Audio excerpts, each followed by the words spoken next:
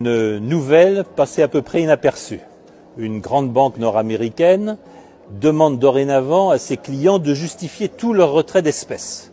Que ce soit 100 $, 500 $, 1000 $ ou davantage, ils doivent dire pourquoi ils choisissent de recourir aux espèces. On retrouve ici une tendance forte également à l'œuvre en Europe. On sait qu'en France, il est interdit de procéder à toute transaction en espèces de plus de 1000 €. On sait qu'un certain nombre d'établissements bancaires, dès qu'ils sont confrontés à des retraits supérieurs à 1000 ou 2000 € dans le mois, demandent à leurs clients de les justifier. La guerre aux espèces a commencé.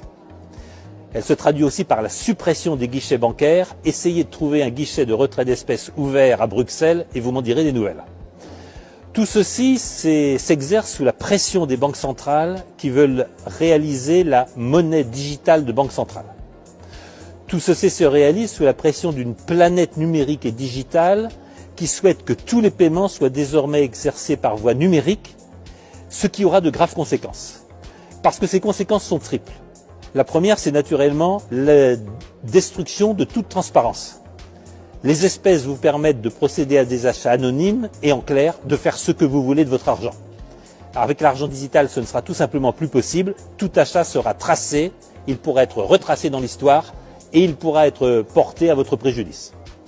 La deuxième conséquence, c'est un contrôle absolu par les banques centrales, non seulement du volume de monnaie en circulation, mais aussi des épargnes et des comptes excédentaires de tous les contribuables et de tous les citoyens. Ce qui signifie que la Banque centrale pourra d'un trait de plume limiter les retraits, voire limiter les volumes d'épargne et les volumes de monnaie.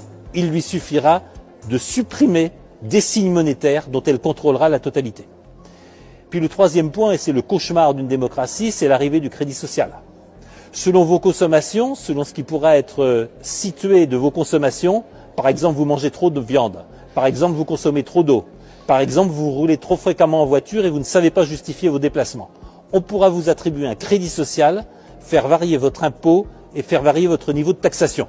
C'est ce qui a déjà lieu en Chine, mais c'est ce qui se prépare dans nos démocraties. Et voilà le réel point qui est en question.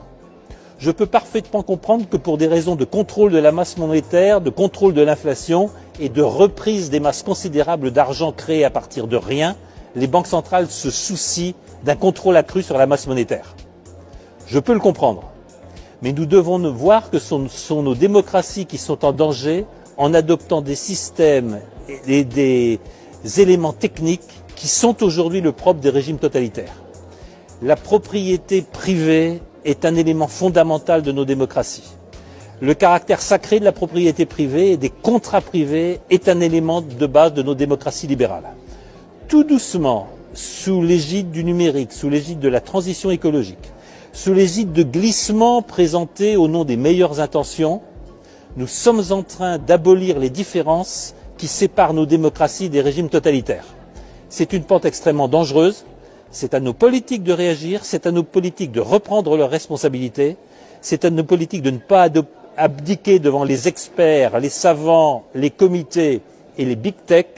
Si nous ne prenons pas le contrôle des techniques digitales, numériques et de l'intelligence artificielle, ce sont ces techniques qui gouverneront nos sociétés, qui décideront de notre épargne, de nos moyens de consommer et de vivre, et c'en sera fini de nos sociétés libérales.